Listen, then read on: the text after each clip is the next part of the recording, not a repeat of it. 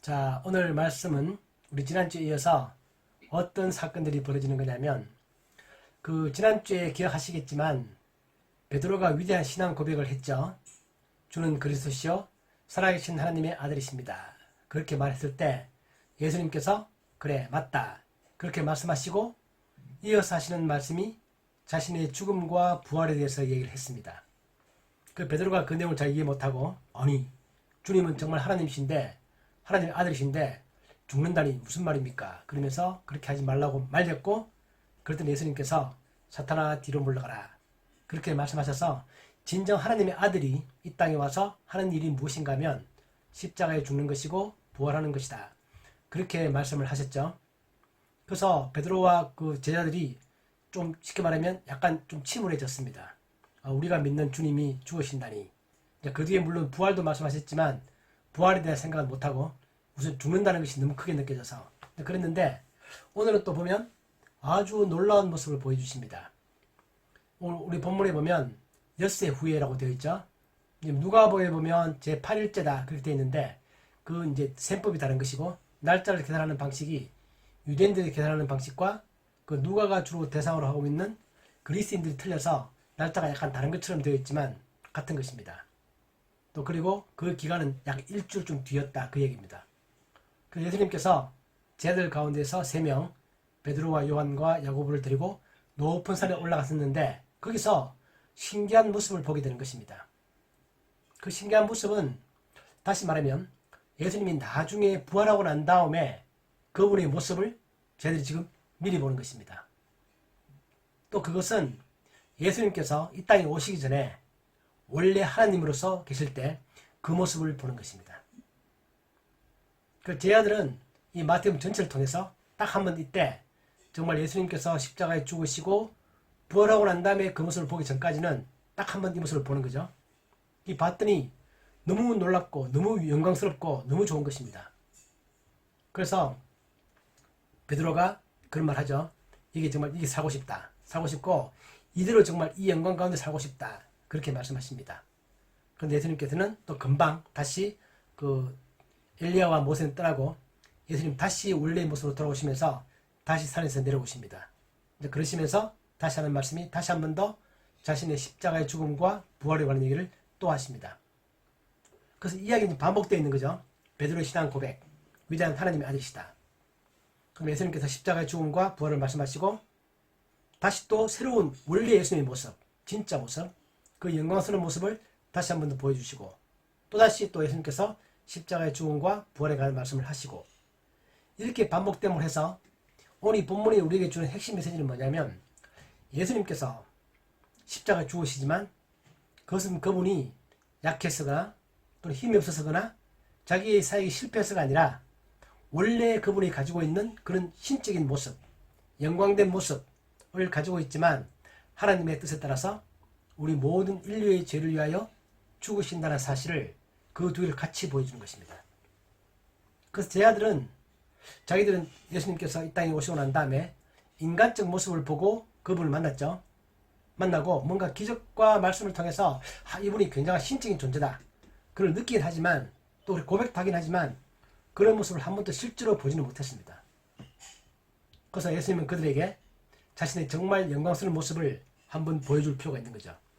나는 원래 이런 존재고 나중에 내가 십자가 죽고 난 다음에 부활하게 되면 다시 내가 이런 모습으로 오게 될 것이다. 그러는데 그 과정 가운데 십자가의 죽음이 있는 것이다. 그리고 부활이 있는 것이다. 그 하나님께서 원하시는 방법이다. 나는 그 길을 따라간다 라고 말씀하고 있는 것입니다. 그래서 우리는 지금 세월이 한참 지나서 예수님이 하나님이시고 그분이 정말 위대한 메시아시고 부활하셨고 다시 오실 것이고 그런 그분의 신적인 존재에 대해서는 우리가 지금 거의 의심하지 않고 믿고 있죠. 그러나 또 한편으로 어떤 사람들은 예수님께서 그러한 것들을 너무 많이 인정하는 사람들은 또 예수님께서 이 땅에서 사람으로 살아가셨다는 사실을 또 잘 인정 못하는 사람들이 있습니다. 예수라는 사람이 정말 이 땅에 존재한 사람 맞아? 그렇게 물어보는 사람들도 있고, 또 어떤 사람들은 인간적인 요소를 크게 보다 보니까 신적인 요소를 잃어버리고 그러는 것입니다. 예수님은 그런 신적인 요소이면서 동시에 인간으로서 이 땅에 살았던 그 모습 둘 다를 가지고 있는 것이고, 우리는 그 둘 다를 잘 이해하는 게 중요합니다. 그러면서 예수님이 삶 가운데 이 사건이 우리에게 보여주는 것은 뭐냐면 예수님은 원래 영광스러운 존재시고 이 땅에 오셔서 십자가의 죽음과 부활을 통해서 다시 영광스러운 모습으로 가시고 그런 모든 과정 가운데 십자가의 죽음이라는 고난, 이 고난은 항상 그 영광과 같이 있는 것이다 라는 것입니다. 우리가 성경이 우리에게 말하고 있는 바는 뭐냐면 하나님께서 우리들에게 말씀하고 있는 우리 신앙의 핵심은 뭐냐면 우리들의 삶에는 어려운 부분도 있다. 즉 고난이라는 십자가로 우리가 표현되어지는 어려운 부분도 있고 그러나 그것이 어려움만 있는 것이 아니라 반드시 우리들의 삶에는 영광스러운 부분도 반드시 있다는 것입니다. 이게 십자가의 죽음과 부활이 같이 우리에게 보여주는 거죠.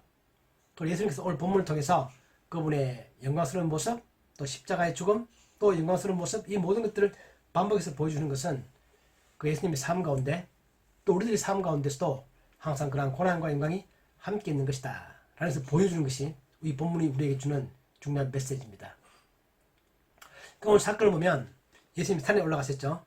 자, 그 산이 어느 산인지는 모르지만 갈릴리 주변에 아마 높은 산이라고 보여집니다.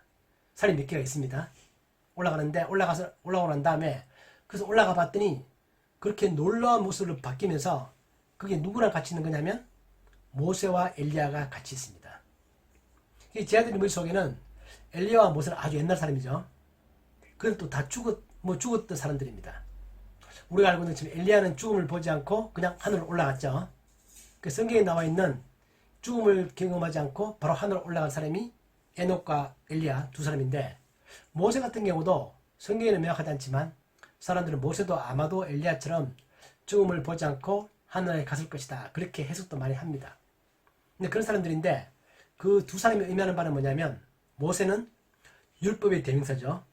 하나님으로부터 계명을 받았고 우리에게 십계명을 주었고 율법의 대명사고 엘리야는 또 많은 선지자 가운데서 우리가 알고 있는 것처럼 그 활약이 대단한 정말 선지자의 대명사입니다. 그래서 우리가 모세와 엘리야 그러면 율법과 선지자 이렇게 볼 수 있습니다. 자, 율법과 선지자 그렇게 말을 하니까 마태복음에는 이 율법과 선지자다 그 말이 참 많이 등장합니다. 예를 들면 예수님께서 너희가 남에게 대접을 받고자 하는 대로 남을 대접하라. 이것이 율법이요 선지자니라. 마태복음 7장에서 그렇게 말씀하시죠. 또 마태복음 11장에 가면 침례 요한에게 예수님이 말씀하시기를 모든 선지자와 율법이 예언한 것은 요한까지다. 선지자와 율법이 예언한 것은 요한까지다. 그 모든 것들을 내가 이룬다. 그렇게 말씀하셨고 또 나중에 어떤 제자가 예수님께 물어보기를 가장 큰 계명이 무엇입니까? 그렇게 물어봤더니 예수님께서 첫째는 하나님을 사랑하고 둘째는 네 이웃을 사랑하고 그렇게 말씀하시면서 이 두 계명이 온 율법과 선지자의 강령이다. 그렇게 말씀하십니다. 그래서 마태복음에 보면 율법과 선지자 그 두 단어가 같이 많이 나오면서 예수님은 이 두 개를 다 이루시는 분이다. 그렇게 말합니다. 오늘 본문 가운데서 모세와 엘리야가 등장하죠. 모세는 율법을 대표하는 사람, 엘리야는 선지자를 대표하는 사람. 그렇게 해서 모세와 엘리야와 예수님이 같이 그 자리에 있다는 것은 예수님의 사역이 구약의 모든 것들을 다 이루시는 율법이 말하고 있는 것, 선지자가 말하고 있는 것, 그 모든 것을 다 이루시는 그런 분이다라는 것을 보여주고 있습니다. 그래서 예수님 사역이 결코 홀로 뜬금없이 갑자기 나타난 그런 사역이 아니라 하나님께서 구약을 통해서 모세를 통해서 또 엘리야를 통해서 계속에 말씀해 오셨던 그 사역의 완성, 그 사역의 종결판, 하나님이 원하시는 것들을 실제로 이루는 것, 그것이 이루어지는 것이 바로 예수님의 사역이다 라는 것들을 보여주고 있습니다.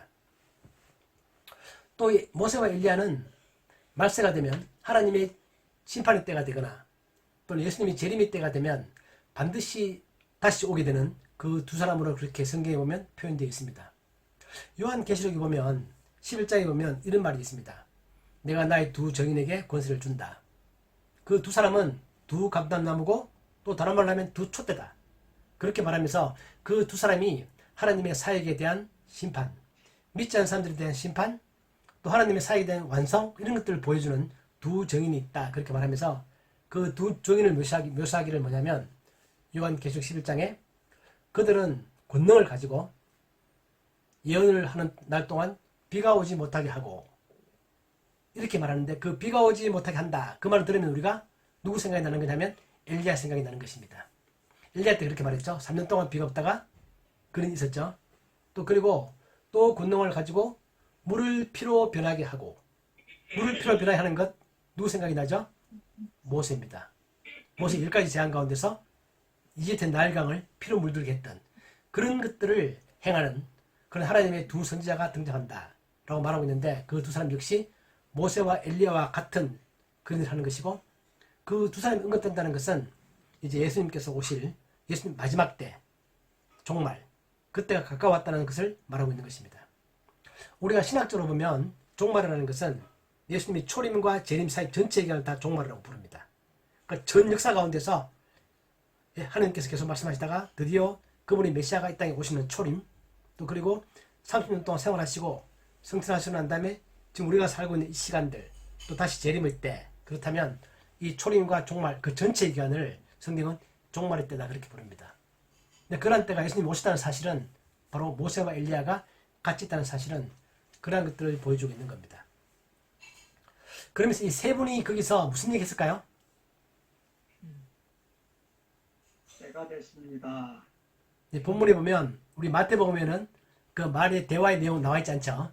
아무튼 대치까지 있다. 뭔가 이야기를 나눈다. 그렇게 되어 있는데 누가복음에 보면 그 대화의 내용이 나옵니다. 누가복음 9장에 보면 베드로가 봤는데 문득 두 사람이 예수와 함께 말하니 이는 모세와 엘리야라. 영광 중에 나타나서 장차 예수께서 예루살렘에서 별세하실 것을 말할세 이렇게 되어 있었어. 누가복음에 보면 그 세 사람이 같이 얘기했던 게 뭐냐면 핵심은 예루살렘에서 예수님의 죽음에 관한 얘기를 하고 있는 것입니다. 그리고 제가 얘기했던 것처럼 이 모세와 엘리야 때부터 하나님이 계속 율법과 선지자를 통해서 말해왔던 것은 뭐냐면 예수님의 십자가의 죽음을 가리키고 있는 것이고 또 그 위에 부활을 가리키고 있는 것이고 그런 것처럼 누가복음 9장에 보면 모세와 엘리야가 예수님의 예루살렘에서의 별세 다시 말하면 죽음이죠. 그리고 이 땅을 떠나서 다시 하늘로 돌아가는 것 그거에 대한 얘기를 하고 있다는 것입니다. 그러면서 베드로가 이 사건을 보면서 베드로가 어떤 생각을 했냐면은 정말 초막을 짓고 싶은 거죠. 너무 영광스러워서 너무 좋아서 그대로 살고 싶은 것입니다. 그 베드로가 그런 자기가 좀 이해가 부족한데 뭔가 좋은 의미에서 그렇게 말하지만 베드로가 이 사건이 말하고 있는 바를 명확하게 이해는 못하고 있는 거죠. 지금 보면 세 명이 같이 있음으로 해서 그 세 명은 하나님의 모든 역사 가운데서 하나님의 모든 승리 가운데서 예수님의 십자가와 죽음과 부활 그게 다 초점을 맞추고 있는 것인데 즉 예수님이 가야 할 길 십자가의 길 그걸 말하고 있는 것인데 베드로는 그까지 생각을 못하고 현재 지금 영광스러운 모습이 너무 좋아서 그게 초망을 짓고 살고 싶다 그러는 거죠. 그게 이제 우리가 알고 있는 것처럼 지금 우리하고 비슷합니다. 우리도 신앙을 가지면 하나님이 주시는 영광, 복 이런 것들을 많이 생각하지만 정작 그거에 가기 위해서 과정에서 십자가의 길처럼 그런 고난의 길, 어려움의 길이 있다는 사실을 우리는 쉽게 잊어버리고 인정하고 싶지 않죠. 그냥 무시하고 싶습니다. 그냥 좋은 것만 생각하고 싶습니다. 그게 이제 베드로의 그런 마음이기도 합니다. 근데 오늘 본문에는 그런 말이 없지만 같은 사건을 다루고 있는 그 마가복음과 누가복음에 보면 이때 베드로가 이런 말 하면서 지금 자기가 무슨 말 하고 있는지 잘 모르고 이런 말 했다 그런 표현이 나옵니다. 되게 재밌죠. 누가복음에 보면 자기가 하는 말을 자기도 알지 못하더라 그렇게 표현되어 있고 마가복음에 보면 그들이 몹시 무서워하므로 그가 무슨 말을 할지 알지 못함이더라. 그러니까 초막을 3개 짓겠다 그렇게 말하는 게 베드로 입장에서는 그때 그 상황 가운데서는 정말 그런 의미로 말을 했지만 베드로 자신도 내가 지금 무슨 말 하고 있는 거지? 잘 모르는 가운데서 그렇게 말했다는 것입니다. 그 상황에서 베드로가 이 상황을 확실히 이해를 못한 거죠. 잘 쉽게 말하면 그런 것입니다. 그랬더니 하늘에서 소리가 들립니다. 오늘 본문에 나오죠. 그것은 구름이 있고 아주 밝은 구름이 있고 그 가운데서 하늘로부터 음성이 들리면서 이는 내 사랑하는 자요 내 기뻐하는 자다 그렇게 말합니다. 자, 하늘로부터 이 말씀이 온 것은 또 어떨 때 이 말씀이 있었죠? 옛날에 한번 있었습니다. 그렇죠. 예수님께서 침례받을 때 예수님께서 침례요한으로부터 침례받을 때 그때 똑같이 하늘로부터 이 말씀이 있었습니다. 하늘에서 이 소리 들려왔죠. 내 사랑하는 자요 내 기뻐하는 자다. 그 똑같은 문자로 똑같은 말이 한 번 더 반복됩니다. 그래서 예수님께서 처음 공생을 시작하기 전에 이 말씀이 하늘로부터 있었던 것처럼 지금 제가 지난주에 말했던 것처럼 지금 예수님의 사역 가운데서 지금 이 대전환기입니다. 기적을 계속 베풀고 갈릴리 근처에서 활동하시다가 드디어 이제 예루살렘을 가시면서 지금부터는 기적은 작아지고 가르침이 많아지고 예수님께서 자신의 십자가의 죽음을 이제 많이 이야기를 합니다. 그 어떤 사역의 전환점, 중요한 터닝 포인트, 그 위치에서 다시 한번 하늘로부터 그런 음성이 들려서 예수님이 지금 가시는 길이 확실한 길이고 하나님이 원하시는 길이고 예수님의 모든 그 사역들은 하나님이 진정 기뻐하는 그런 사역이다라는 것을 다시 한번 더 재확인해 주는 겁니다. 베드로는 오늘 이 사건을 자기가 잘 기억하고 난 다음에 베드로 후서에 보면 이 말씀을 베드로 후서에서 베드로가 기록을 합니다. 베드로 후서 1장에 보면 우리 주 예수 그리스도의 능력과 강림의 말씀을 너희에게 알게 한 것이 교묘히 만든 이야기를 따른 것이 아니다. 우리는 그의 크신 위엄을 친히 본 자다. 지극히 큰 영광 중에서 이러한 소리가 그에게 나기를 이는 내 사랑하는 아들이요 내 기뻐하는 자라 하실 때 그가 하나님 아버지께 존귀와 영광을 받으셨느니라.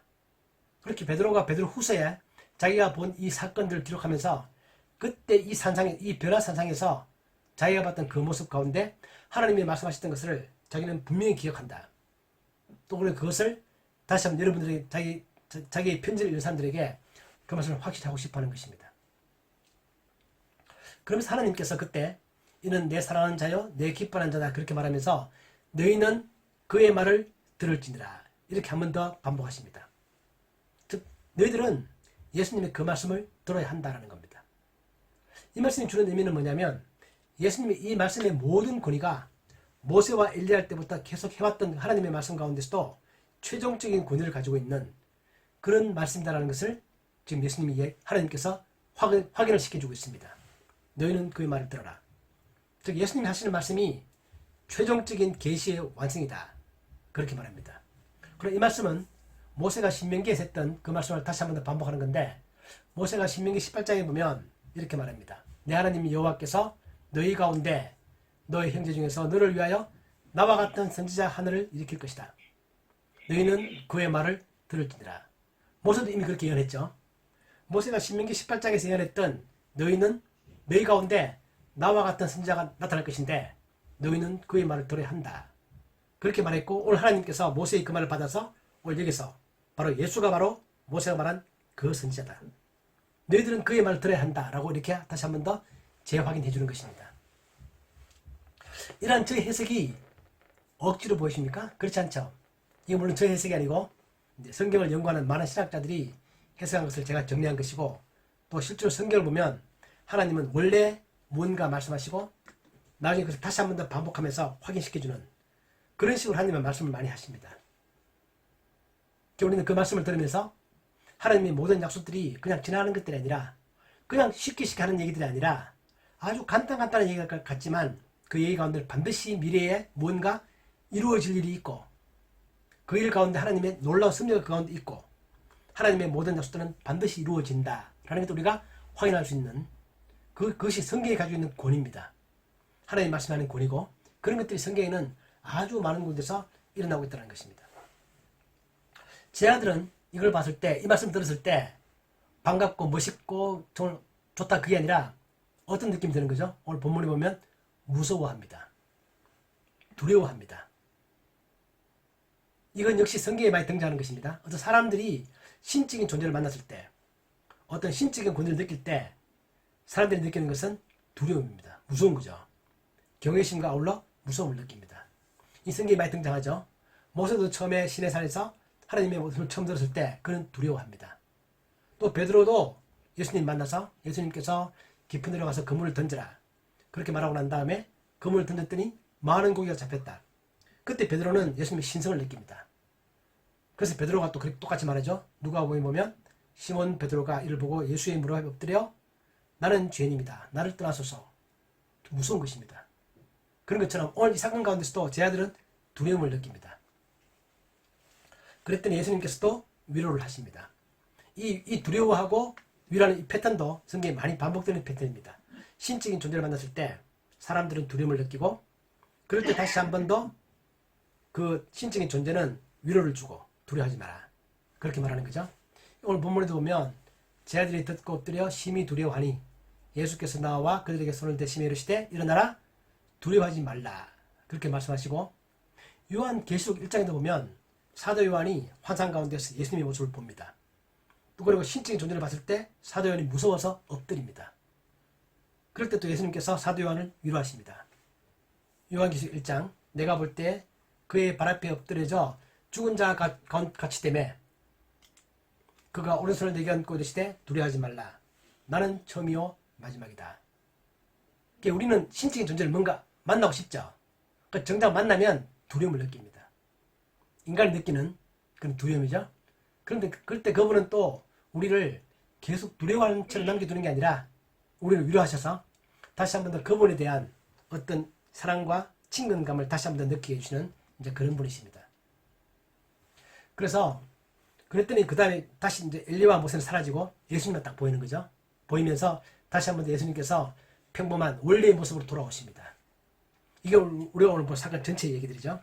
그래서 예수님은 그 순간에 자신의 진짜 모습을 보여주시면서 나는 원래 이런 존재였고 또 십자가의 죽음과 부활 이후에 나는 다시 그런 존재가 될 것이고 그 모든 과정 가운데 내가 지금 십자가의 죽음과 부활은 그것을 이루어가는 과정이다. 그렇게 말씀하십니다. 오늘 이 모습은 나중에 마태복음 28장에 가면 똑같은 모습의 표현이 한 번 더 나옵니다. 부활 후의 모습이죠. 큰 지진이 나며 주의 천사가 하늘로부터 내려와 돌을 굴려내고 그 위에 앉았는데 그 형상이 번개같고 그 옷은 눈같이 희다. 이게 천사의 모습이고 부활 후의 예수님의 모습이고 나중에 우리가 부활할 모습입니다. 오늘 베어산상에서 제 아들이 본 예수님의 그 모습은 예수님의 부활 후의 모습이면서 우리가 나중에 부활하게 되면 그런 모습이 될 것입니다. 여러분 그걸 믿으세요?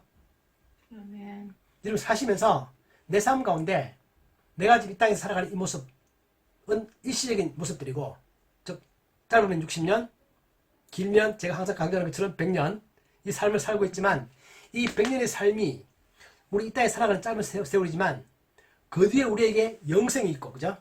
영원히 사는 것. 그 삶의 모습은 지금 베드로가 봤던 정말 그 모습 그대로 살고 싶어하는 그 영광스러운 모습이 예수님의 진짜 모습이면서 또한 동시에 우리의 진짜 모습이라는 겁니다. 이게 여러분 가운데 확신 있으세요? 이게 우리의 소망이고 부활 후에 우리의 모습에 대한 확신이고 우리의 소망이고 우리의 믿음입니다. 아멘. 이걸 확신하는 것. 그래서 이 변화산상 예수님의 모습은 단지 신기하다 놀랍다 그게 아니라 우리들 삶 가운데 보면 정말 그런 것들을 우리들에게 심어주는 그런 모습입니다. 그러면서 우리에게 현실적인 교훈을 주는 것은 뭐냐면 우리가 그렇게 나중에 그런 모습이 될 건데 예수님께서 십자가의 죽음과 부활을 거쳤던 것처럼 우리들의 삶 가운데도 어려움이 있다는 겁니다. 예수님 그렇게 말씀하셨죠? 자기 십자가를 지고 나를 따라와라. 근데 우리가 너무 지나치게 겁을 먹을 필요는 없는 것이 우리에게 주어지는 고난은 예수님의 고난처럼 그렇게 큰 고난도 아니고 또 우리가 감당할 만큼의 고난들입니다. 너희가 감당하지 못할 시험 당함을 하나님은 허락하지 아니한다. 그런데 우리들의 삶 가운데는 어려움이 있는 것은 사실이고 어려움이 없이 모든 것이 형통하게 살아가는 것이 우리의 삶이 아닙니다. 예수님께서 십자가의 죽음을 거치는 것처럼 우리들 삶 가운데 어려움이 있지만 그 어려움이 우리가 감내할 정도의 어려움이 있을 것입니다. 그 어려움이 왜 생기는 거죠? 그 어려움이 생기는 이유는 우리가 예수님처럼 따라서 올바르게 살려고 하기 때문에 우리에겐 어려움이 있을 수 있습니다. 또 하나 쉽게 또 보면 제가 아까 말씀드렸던 것처럼 율법과 선지자의 강령인 무엇인지 남에게 대접을 받고자 하는 대로 너희도 남을 대접하라. 이 하나 예를 들면 이러한 삶을 살아가려고 하면 좀 힘듭니다. 여러분 이렇게 살아가세요? 여러분들 대접을 받고자 하는 대로 남을 먼저 대접하십니까? 그렇게 하려고 하니까 먼저 속상하고 자존심 상하고 잘 안 되죠. 근데 그걸 하려고 하는 게 바로 우리의 십자가입니다. 별거 아니죠. 한편은 별거 아닌 것 같지만 또 하나는 어려운 게 그거죠. 그래서 저는 오늘 이걸 우리의 교훈으로 삼고 싶습니다. 남에게 대접을 받고자 하는 대로 너희도 남을 대접하라. 이것이 율법이요 선지자다. 즉 예수님의 모든 산상수훈의 결론이었죠. 그 당시에 결론이었고 우리들 삶 가운데 하나님이 원하시는 모습입니다. 정말 나는 남에게 대접을 받기 전에 내가 먼저 남을 대접 한번 해보자. 내가 내 자존심 세우기 전에 남의 자존심 먼저 세워주자. 그렇게 하려고 하니까 너무 내가 속상한 거예요. 너무 속이 상하고 내 자존심 상하는 거예요. 그래서 그걸 내가 이겨내는 것이 예수님께서 말씀하시는 우리의 십자가입니다. 왜냐하면 하나님께서 우리를 하여금 그렇게 살기를 원하시니까. 근데 그렇게 살면 힘든 것으로만 끝나는 게 아니라 그 다음에 반드시 부활이 있고 영광이 있다는 겁니다.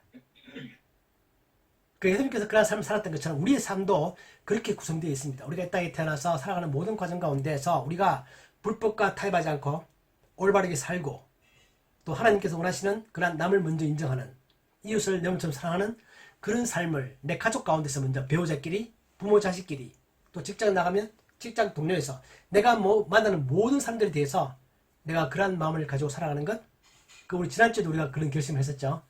지난주에 실천 고백이었습니다. 나의 모든 대인 관계 속에서 내가 먼저 남을 이해하자. 그게 우리 지난주에 실천 고백이었는데 그러한 삶을 살아가는 것이 어렵지도 않지만 쉽지도 않습니다. 그죠?